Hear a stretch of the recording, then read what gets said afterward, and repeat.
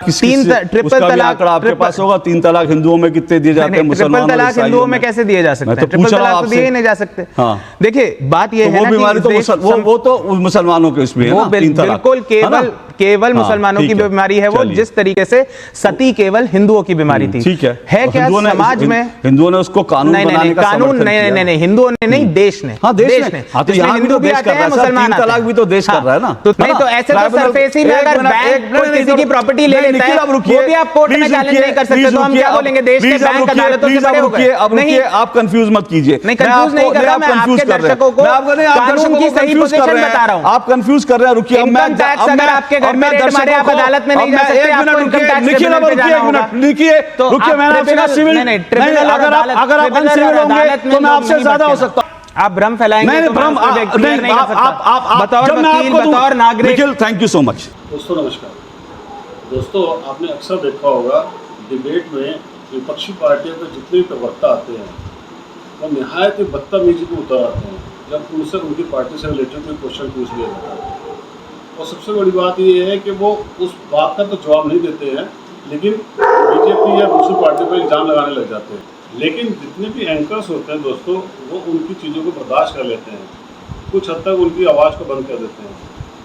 मगर DD news के प्रवक्ता अशोक श्रीवास्तव ये कान पकड़ के निकाल देते हैं दोस्तों। पहले भी कई बार इन्होंने किया है और इस डिबेट में भी इन्होंने टकलू का जो कांग्रेसी था उसके साथ जो किया है, आप डिबेट देखेंगे तो आपको स्वाद आ जाएगा। डिबेट पसंद आए तो दोस्तों वीडियो को लाइक कीजिएगा, चैनल को सब्सक्राइब जरूर कीजिएगा और कमेंट्स भी कीजिएगा। Thank you very much. तो बात शिवम त्यागी ने कही, मतलब बेसिक एक बात यह है कि जो ऐसा लग रहा है कि प्रधानमंत्री नरेंद्र मोदी ने जो देश में छद्म सेकुलरवाद है, स्यूडो सेकुलरिज्म है, उसको एक्सपोज करने के लिए इस शब्द का इस्तेमाल किया। निखिल जैन। अशोक जी, सबसे पहले तो आपको और आपके दर्शकों को स्वतंत्रता दिवस की हार्दिक शुभकामनाएं। दूसरी बात, ये जो सेक्युलर सिविल कोड हो गया यूनिफॉर्म सिविल कोड से, यही 240 का मैजिक है कि जो प्रधानमंत्री, जो भाजपा कुछ साल पहले तक, कुछ महीनों पहले तक सेक्युलर शब्द को एक गाली की तरह इस्तेमाल कर रही थी, उसी भाजपा के हम सबके प्रधानमंत्री लाल किले के मंच पे खड़े होकर कहते हैं हमें सेक्युलर सिविल कोड लाना है।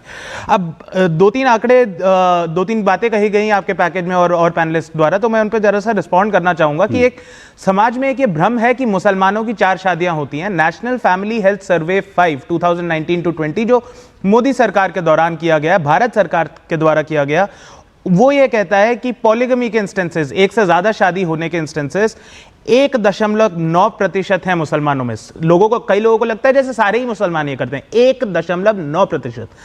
मजे की बात, मतलब विचित्र बात यह है कि 2.1% ये दर क्रिश्चियंस में है, ईसाइयों में और हिंदुओं में भी 1.3% है।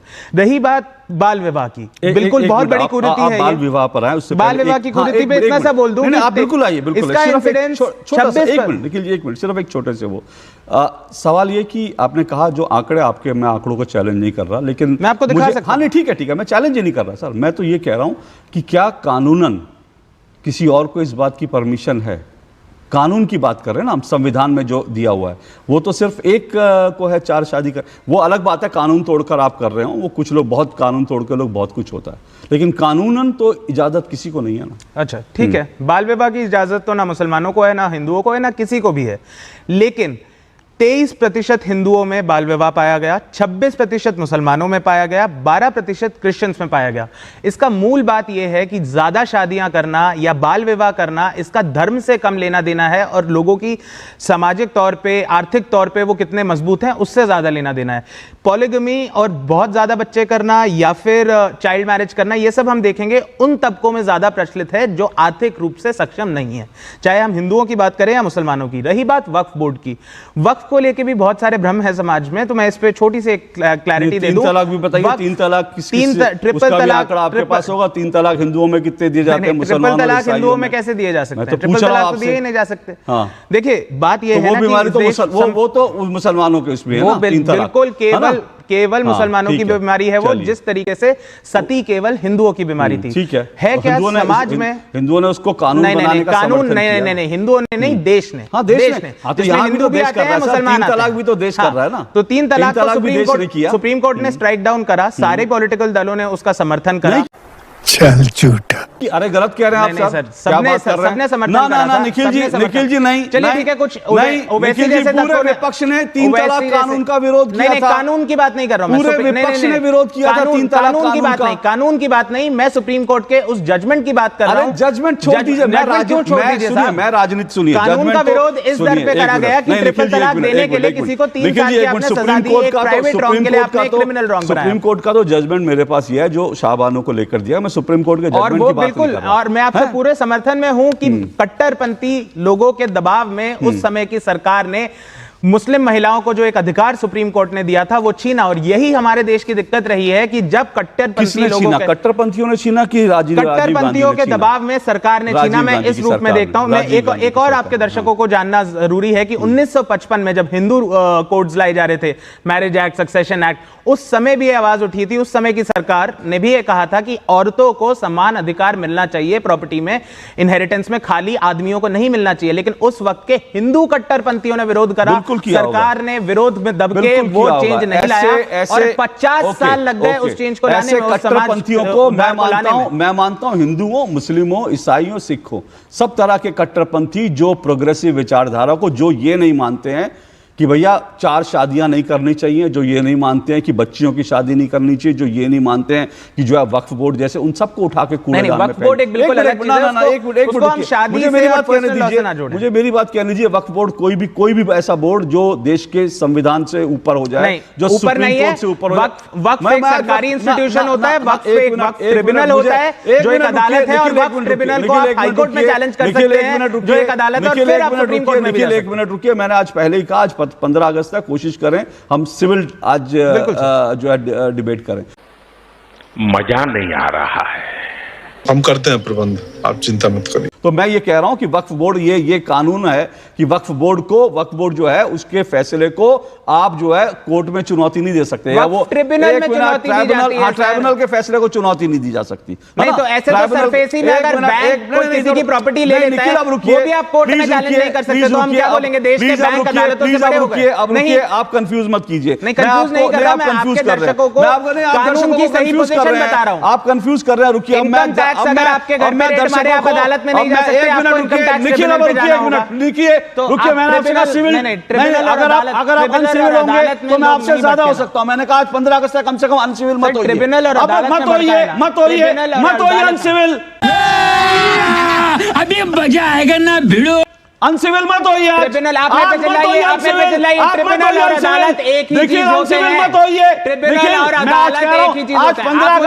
आज 15 अगस्त मैं किसी को नहीं चाहता।